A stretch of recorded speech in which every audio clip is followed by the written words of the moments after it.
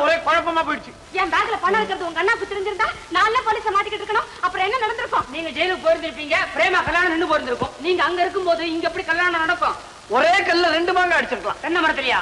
பிரேமா கல்யாணம் நின்று போயிருக்கோம், இவனும் ஜெயிலுக்கு போயிருப்போம். நான் நிம்மதியா இருந்திருப்பேன். வளராதீங்க. பாருப்பா, இந்த எங்க அண்ணனுக்கு மோகம் மேல வெறுப்பு வரணும். என்ன செய்யலாம்? Idea idea. என்ன என்ன ஏதாவது ஐடியா வந்ததான்னு கேட்டேன்.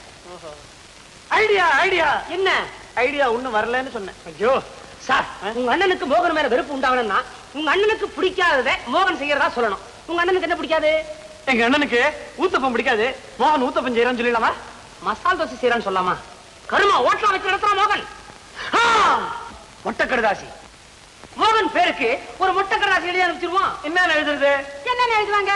நாங்க இங்க சௌக்கியமா இருக்கோம், நீங்க சௌக்கியமா? எழுதுறது மொட்டை கடுதாசி, கண்டபடிதான் எழுதணும். ஆமா, யார் எழுதுறது?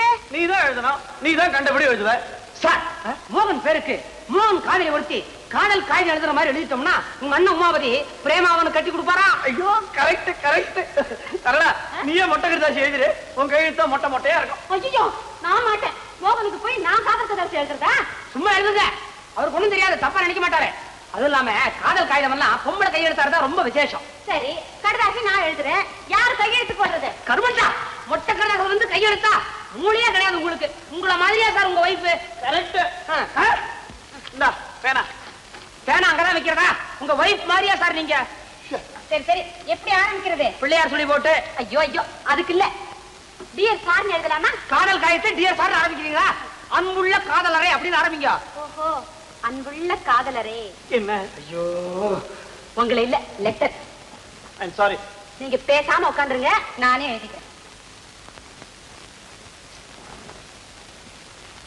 நான் இங்க இருக்கவா போயிடுவா? பிரமாதம் பிரமாதம், லெட்டர் லெட்டர் பிரமாதம். கொன்னுட்டீங்க. போய் ஒரு கவர் எடுத்து விலாசம் எழுதி போஸ்ட் பண்ணிடு. ஆபீஸ் விலாசத்துக்கு எழுதுங்க, அப்பதான் உமாவதியே இந்த லெட்டர் பார்க்க முடியும். சரி, நான் எழுதி வீட்டுக்கு எழுத்தாப்புல இருக்க தபால் பெட்டியில போட்டு வந்துடுறேன். பால்காரியா பிறந்திருக்க வேண்டிய எப்படி மான் மாதிரி ஓடுறா பச்சா. நான் பார்க்கல. அவ்வளவுதான் சார், மோகன் செத்தா. எப்ப பால்? இரு சாகட்டும். நாளைக்கு என்ன செய்யற? மோகன் பேருக்கு வர இந்த கவரை ஆபீஸ்ல எங்க அண்ணன் டேபிள் மேல வச்சுடு. நீங்க கவலைப்படாதீங்க சார், நான் பாத்துக்கிறேன். சும்மா சொல்லக்கூடாது. உங்க வைஃப் இருக்காங்களே, கல்யாணத்துக்கு அப்புறம் காதல் காகிதம் எல்லாம் ரொம்ப பிரமாதமா எழுதுறாங்க சார்.